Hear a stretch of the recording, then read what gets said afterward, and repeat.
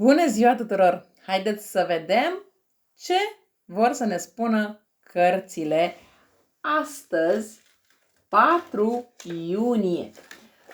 În primul rând avem și un motto pentru această zi și anume: cu cât te vindeci mai mult, dorința de a fi cu cineva se transformă în nevoia de a filtra mai bine oamenii din viața ta. Se pare că voi ați avut foarte multă încredere în foarte multe persoane care nu vă meritau încrederea. Iar acum a venit timpul în care să analizați mai bine persoanele care intră în viața voastră. Și de ce nu și cele care sunt? Bun. Hai să vedem ce ne spun cărțile.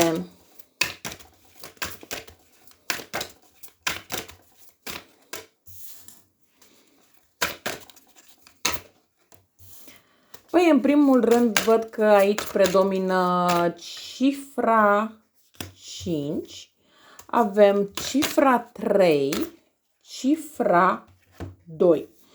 Pe lângă asta mai văd că avem zodia Rac, zodia Capricorn, Scorpion, avem și ceva zodii de foc, dar bineînțeles că mai pot fi și alte zodii. Ideea este că această persoană la care voi v-ați gândit când ați ales această variantă, când ați ales această etalare, este genul de persoană care a dus o viață foarte grea. O persoană care a rămas cu foarte multe traume. Aici poate să fie vorba inclusiv de faptul că această persoană a avut în viața sa o persoană care s-a înnecat. Sau poate că această persoană a fost la un pas de a se înneca și de acolo a rămas cu anumite traume. Sau poate că această înnecare ține de faptul de viața grea pe care această persoană a dus-o la un moment dat. Poate în copilărie, poate în tinerețe, cine știe. Această persoană la care voi v-ați gândit este genul de persoană care nu poate să stea într-un singur loc foarte mult timp. E genul de persoană care poți să stai lângă această persoană maxim 12 ani. După 12 ani, această persoană simte nevoia să evadeze, simte nevoia să se înconjoare de alte persoane. Bineînțeles că mai apoi depinde dacă mai știți pe mai departe sau nu să țineți această persoană lângă voi. Dar cumva viața acestei persoane se repetă din 12 în 12 ani. Este genul de persoană care gândește mai mult decât este cazul, și pozitiv și negativ. Nu putem spune că această gândire mare o are doar pozitiv, o are și pe parte negativă. Această persoană necesită să fiți genul de persoană iertătoare, răbdătoare, și să-i dați foarte mult spațiu, dar în același timp să fiți și curios sau curioasă de ceea ce gândește, cum gândește și ce își dorește pe mai departe. Este genul de persoană căreia îi place să călătorească atât fizic cât și mental. Îi place să asculte muzică, poate chiar dintr-o cultură mai puțin familiară sau chiar gustând mâncarea lor. Vorbește cu oameni care au crescut într-o împrejurare străină de tine și le cere punctul de vedere. Adică această persoană se consultă cu foarte multe persoane, dar cum se vede relația voastră din afară, nu din interior. Și în funcție de asta, această persoană acționează în relația cu voi. De multe ori, gândurile acestei persoane în legătură cu voi sunt destul de confuze. Aici nu cred că doar gândurile, cât și vorbele și chiar faptele în destul de multe situații. Această persoană vă dă foarte multă confuzie. De ce? Astăzi se poartă într-un fel, mâine se poartă diferit. Astăzi aveți impresia că vă dă siguranță, protecție, încredere și așa mai departe, mâine vă blochează pe toate rețelele de socializare și nu mai puteți lua legătura cu această persoană și nu înțelegeți de ce se întâmplă toate aceste lucruri. Păi, în primul rând, toate aceste lucruri se întâmplă pentru că această persoană nu e stabilă, mai ales din punct de vedere emoțional. Nu e stabilă pe sine, nu este persoana care să își asume anumite responsabilități atât de voi cât și față de alte persoane.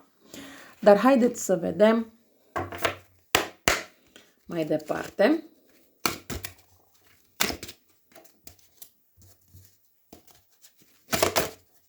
Deja au și sărit două cărți.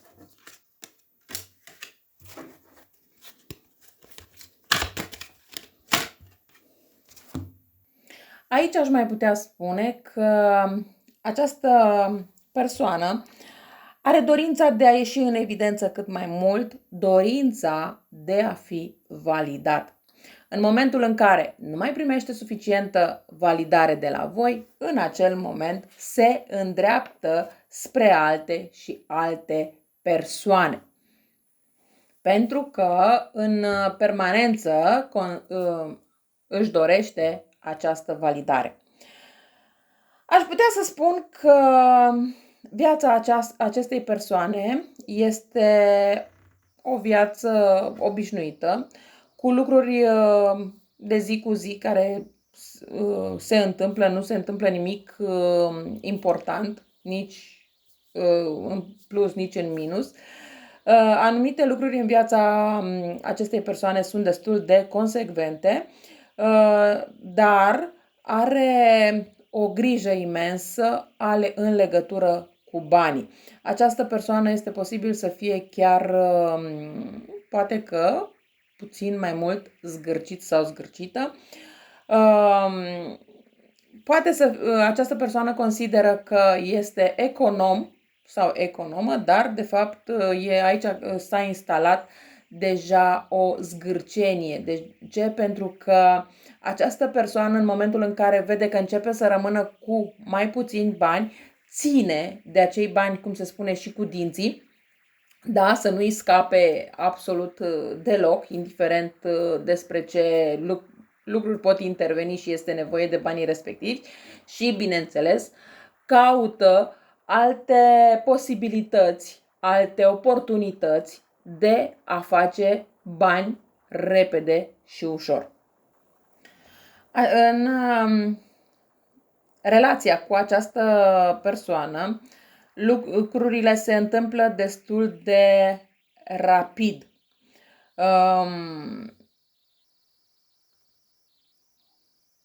Vă dă, în momentul în care ați cunoscut această persoană, v-a dat un aer sau poate o încredere sau poate v-a făcut să vă faceți o iluzie cum că această persoană este persoana potrivită pentru voi, că este de fapt persoana cu care puteți colabora.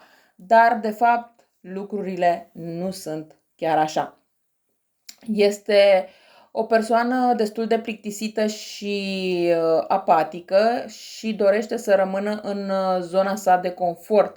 Această persoană nu își dorește să facă schimbări. În sensul că dacă îi spuneți hai să schimbăm casa, nu, o să vă răspundă nu. Hai să schimbăm garderoba, nu. Hai să schimbăm, nu știu, parteneri, nu, da? Deci, adică vă spune nu, dar această persoană, da, schimbă partenerul sau partenera, dar în funcție de validare, în funcție de necesitate, nu în funcție de stabilitate. Da? Deci această persoană poate să fie căsătorită sau să aibă o relație destul de stabilă, dar să mai caute și în altă parte validare, dar mai apoi se întoarce la această persoană pe care o consideră o persoană stabilă, indiferent de relația pe care o au.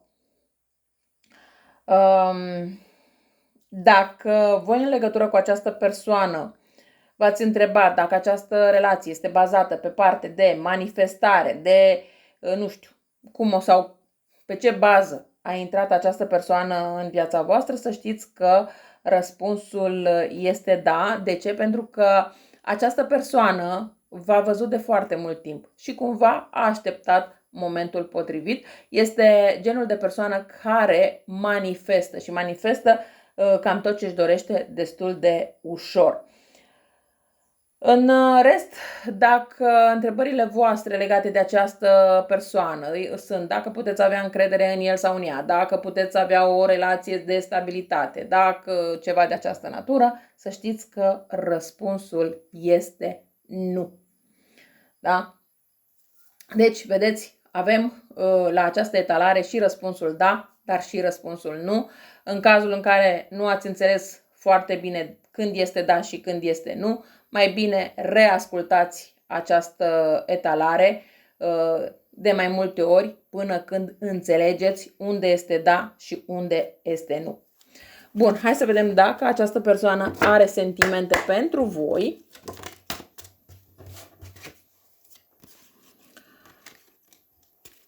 Da, această persoană încă mai are sentimente pentru voi, dar așa cum am spus, sunt acele sentimente de moment, sunt acele sentimente, mai degrabă n-aș spune chiar sentimente, o emoție care apare când începeți o relație pentru prima dată cu o anumită persoană. Nu aș putea să spun neapărat aici de niște sentimente foarte profunde. Pe lângă asta, această persoană se simte destul de rănită, știe că v-a și rănit, știe că v-a și pierdut, dar nu își dorește să facă mai mult de atât.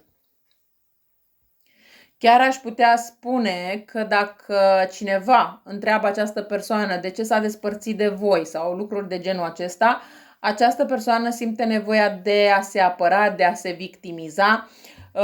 Este genul de persoană care își impune propriile ziduri, dar această persoană își pune propriile ziduri tocmai pentru că consideră că așa nu suferă. Dar cumva voi ați reușit să ajungeți la inima acestei persoane și din cauza că v-a pierdut, uite că suferința s-a produs. Pentru că această persoană nu vrea să pună sentimente și încearcă să se detașeze din punct de vedere emoțional de orice persoană pe care o întâlnește. Însă aici, cu voi, lucrurile s-au întâmplat un pic diferit. Nu se aștepta ca această persoană să aibă sentimente față de voi și, de ce nu, în unele cazuri aici să știți că e posibil ca această persoană chiar să se fi îndrăgostit iremediabil de voi, iar acum să aibă o suferință destul de mare din acest punct de vedere. Această persoană, aș putea să spun că aici ori are o zodie de pământ, ori are ascendent într-o zodie de pământ, o planetă ceva are în zodia de pământ care predomină destul de mult, pentru că este genul de persoană destul de tradițională, persoană care vrea să fie recunoscută, persoană care îi place, nu știu, să se afișeze pe rețelele de socializare, să iasă cu ceva în evidență, chiar dacă este un lucru pozitiv sau negativ, da? Dar își dorește să fie, pe unde merge, își dorește să fie apreciat și recunoscut. Doar, în primul rând, recunoscut, pentru că apreciat nu prea are pentru ce, din punctul meu de vedere.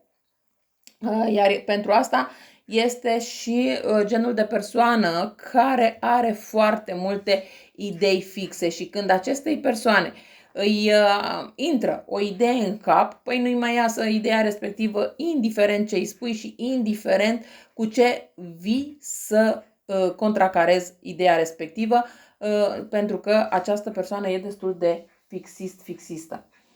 Eu cam atât am avut de spus pentru voi, vă mulțumesc că m-ați ascultat și vă doresc o zi cât mai frumoasă. La revedere!